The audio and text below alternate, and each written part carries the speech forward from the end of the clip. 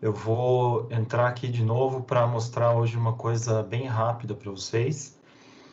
Na verdade, daria para falar bastante coisa sobre isso, mas eu vou deixar vários materiais disponíveis para vocês depois, tá? Vários links, inclusive já tem vídeos que eu gravei sobre esse tipo de coisa. Então, a ideia é que, como vocês vão, na semana que vem, o Paulo deixou como atividade para ver um vídeo do ano passado, onde eu falei sobre pesquisa reproduzível. E em termos de pesquisa reproduzível, né, eu acho que todo mundo tem bastante ideia já do que é uma pesquisa reproduzível. Se não tem ideia, vai ver, né, não é uma coisa tão simples assim quanto parece fazer uma pesquisa reproduzível ou tornar uma pesquisa reproduzível.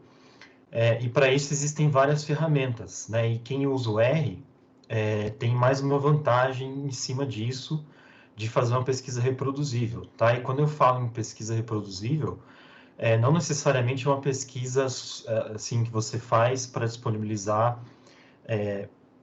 para ficar pública para as outras pessoas, mas ela deve ser reproduzível inicialmente para você. Né? Quantas vezes vocês já não tentaram reproduzir uma análise, alguma coisa do passado que vocês fizeram há algum tempo e aquilo já não funciona mais daquela forma? Então, existem algumas ferramentas, e particularmente no R, existe essa ferramenta que se chama R Markdown, né, que é uma ferramenta que está na enquete ali que eu coloquei para vocês. Então, a primeira pergunta é se você já ouviu falar em R Markdown. Então, a grande maioria das pessoas nunca ouviu falar, né, 79%. Algumas pessoas já ouviram falar, mas não sabem do que se trata, já ouviram falar e têm ideia do que se trata, já ouviram falar e nunca usou, né, e já ouviram falar e que usam somente 6 pessoas. Né? Então dá para ver que tem bastante gente que não conhece, a maioria das pessoas nem nunca ouviu falar nisso. E aí tem perguntas que talvez vocês não tenham associado a isso, mas eu já vou explicar o porquê, mas a pergunta é como você costuma escrever seus documentos, né, artigo, relatório, etc. Basicamente, 94%, né, a grande maioria das pessoas usa um editor de texto tipo Word, LibreOffice, alguma coisa assim. 7 pessoas usam o LaTeX e uma pessoa usa já de fato o R Markdown. E se você usa algum software para gerenciar suas referências bibliográficas, então quase metade não usa, quase metade também, um pouco mais, né, usa o Mendeley, que é uma das ferramentas mais conhecidas. Algumas pessoas usam outros softwares ali para gerenciar referências bibliográficas. E a outra pergunta é, se você usa um software de referência bibliográfica como esses, se você usa ele integrado ao seu editor, né? Porque tem como você integrar isso. Então, de novo, né? Aquelas pessoas que não usam, mas entre as pessoas que usam, existem aqui 44% disseram que usam ele integrado, né? O que é uma boa coisa já. E a outra pergunta importante é como que você insere gráficos e tabelas no texto. Então, a grande maioria das pessoas simplesmente faz lá a sua análise num outro software, né, no Excel, seja no R, SPSS, qualquer outro software, copia e cola, copia o gráfico e cola no Word, copia uma tabela, faz uma tabela no Excel, copia e cola no Word, né? A grande maioria das pessoas faz isso. Outra parte importante salva essas coisas em arquivo, né? Salva um arquivo com uma figura, salva o arquivo com uma tabela e depois insere isso daí no texto. Né? Então, o que essas coisas têm a ver? Tudo isso tem a ver com pesquisa reproduzível. Né? A grande questão que tem a ver com essas perguntas que estão aqui é o seguinte, imagina que você está fazendo um artigo, ou vamos pensar que você está fazendo um relatório para o seu trabalho, no seu estágio, para o seu orientador, que seja, e você, todo mês, você consegue dados novos, você coleta novos dados. E você tem que fazer basicamente a mesma análise todos os meses. Aí o que acontece? Você faz desse jeito aqui, né, copiando e colando, o que você vai fazer? Você vai lá no Excel, sua base de dados mudou, você colocou novos dados, então a tabela vai mudar, os gráficos vão mudar, E o que você vai ter que ficar fazendo? Toda hora, a cada mínima mudança que você fizer, você tem que ficar copiar e colar no texto. Alterou de novo, copia e cola, copia e cola. Sem contar que tem que apagar de lá, são várias figuras, várias tabelas.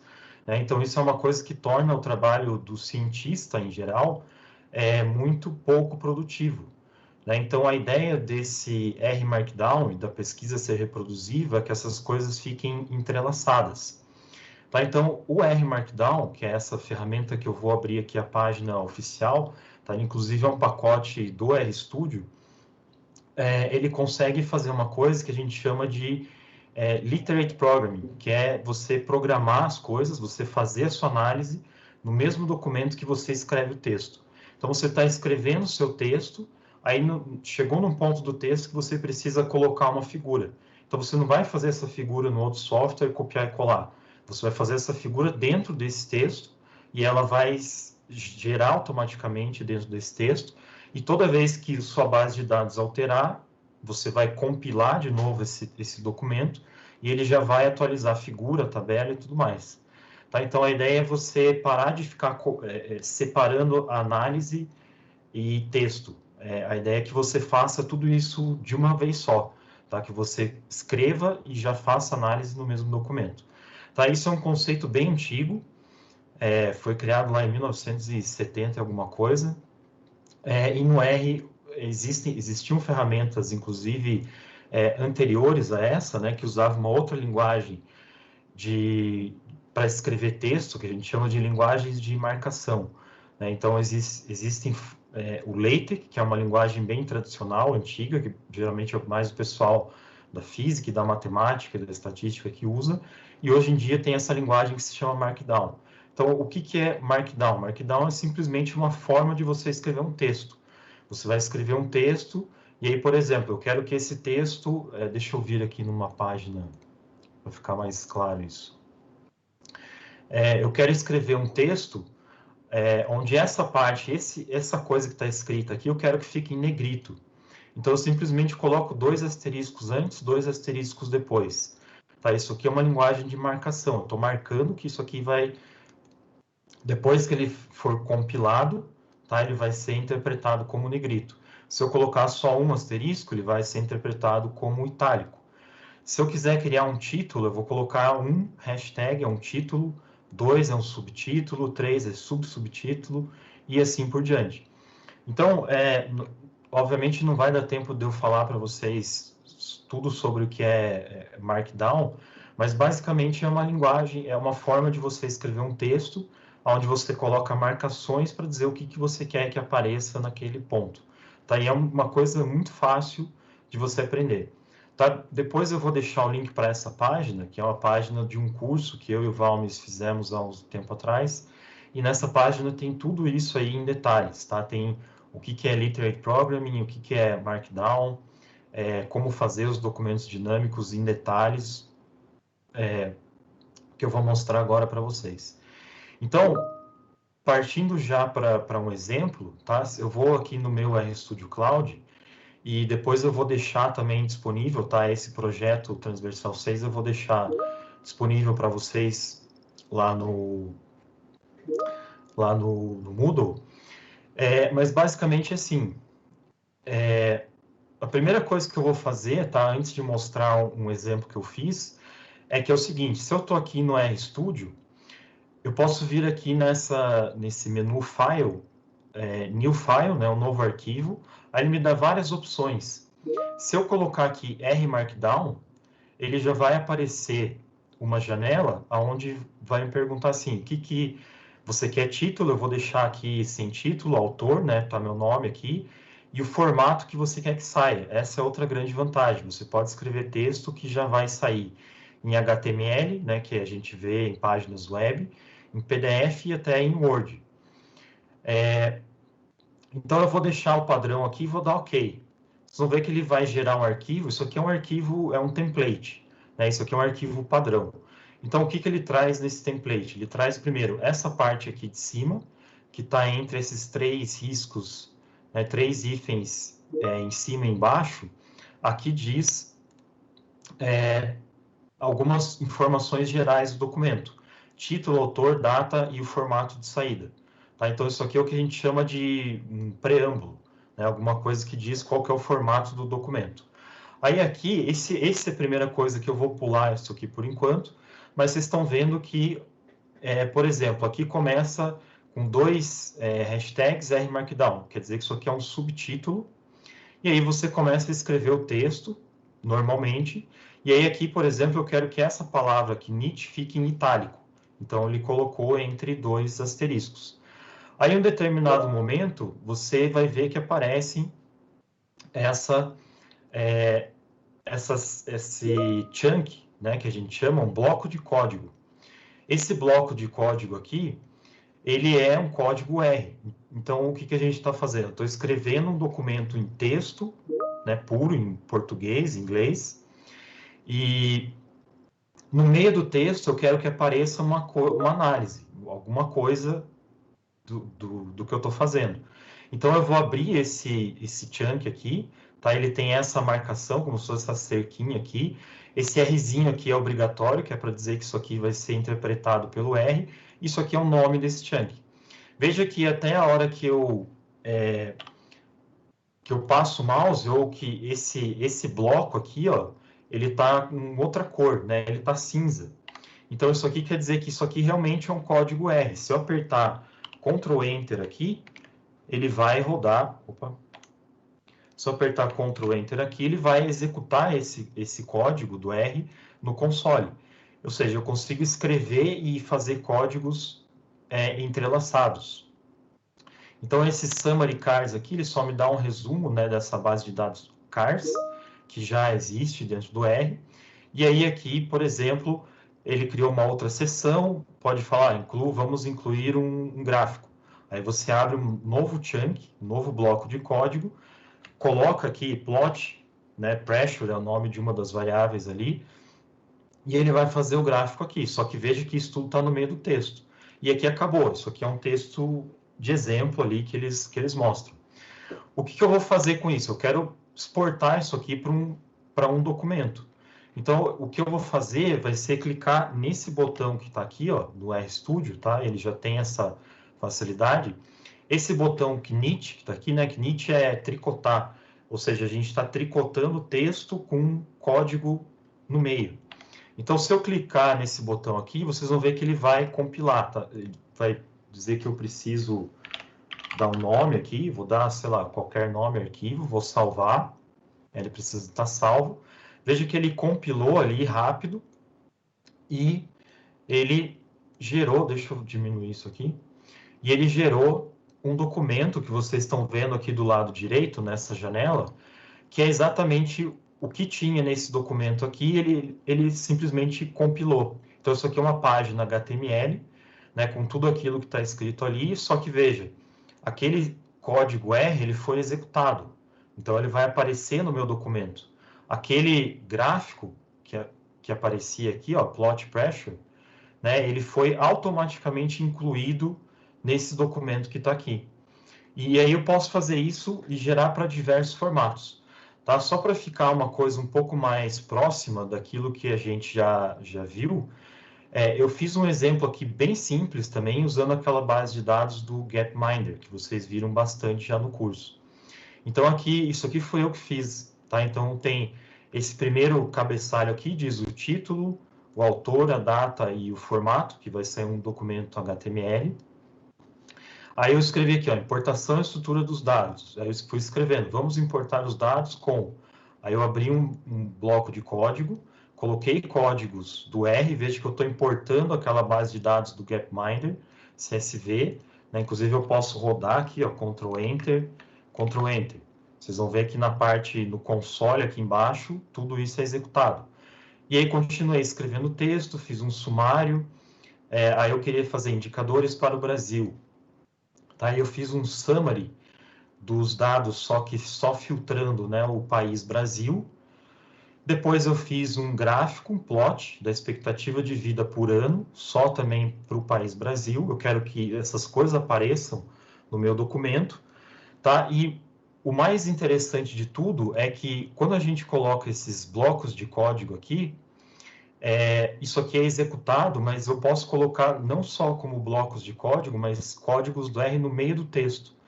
Então, veja que eu escrevi assim, ó, com isso, vemos que a expectativa de vida média no Brasil, nesse período, foi de... Aí eu coloquei um hífen, Rzinho, e tudo que vem depois disso aqui, que é um código do R. Mas veja que esse código do R, ele está na linha, ele está no meio do texto. E isso automaticamente vai ser interpretado, vai ser executado, e isso aqui vai virar um número, que é a média da expectativa de vida para o Brasil. Então, de novo, só feito isso aqui, eu vou clicar nesse botão Knit, aí vocês vão ver que ele vai gerar o resultado. Então, veja aqui do lado direito, né, ele gerou aqui o título, ele colocou o código, mostrou o código que eu estava querendo que aparecesse, ele executou aquele summary, ele fez um sumário só para o país Brasil, né, e mostrou aqui nessa parte. O gráfico que eu pedi para ele fazer, ele já incluiu essa figura aqui, e veja que esse código aqui, ó, que está aqui no meu texto, que está no meio do parágrafo, é um código R válido, né, com essa base de dados, e ele foi convertido para o número aqui, que é 62,2395 anos. Então, veja, de uma maneira muito rápida, pensa só o seguinte, se você tem que fazer essa análise, se você mudou a sua base de dados, né? Vamos pensar que a minha base de dados do Gapminder, eu incluí mais dados nesse arquivo CSV. Se eu estivesse fazendo com esse esquema do Word, de fazer num programa, copiar, fazer gráfico e colar, eu ia ter que fazer tudo isso aqui na mão de novo. Se aqui, nesse esquema, se minha base de dados mudou qualquer momento, uma linha que seja, basta eu compilar de novo esse documento, clicando nesse botão, que ele já vai ser interpretado, tudo vai ser alterado. O gráfico já vai ser atualizado, o valor aqui, se mudou, ele vai ser atualizado. Então, veja que é uma forma muito mais rápida, né, de você fazer ciência de maneira geral. E por que para pesquisa reproduzível isso é importante? Porque com um único arquivo, você tem tudo. Se você passar para uma pessoa o arquivo CSV da base de dados e esse arquivo que tem extensão RMD, a pessoa é capaz de reproduzir toda a sua análise, exatamente como você viu. Tá? E só para mostrar, como a gente não tem muito tempo, eu só vou mostrar um exemplo um pouco mais completo, que é a mesma coisa, tá? É o mesmo texto. A única coisa que eu fiz aqui foi incluir duas coisas, né? Que eu falei de referências bibliográficas. A primeira eu incluí aqui um arquivo que se chama ref.bib. Esse arquivo ref.bib, tá? Depois eu vou disponibilizar eles para você também. Ele é um arquivo que saiu do Mendeley.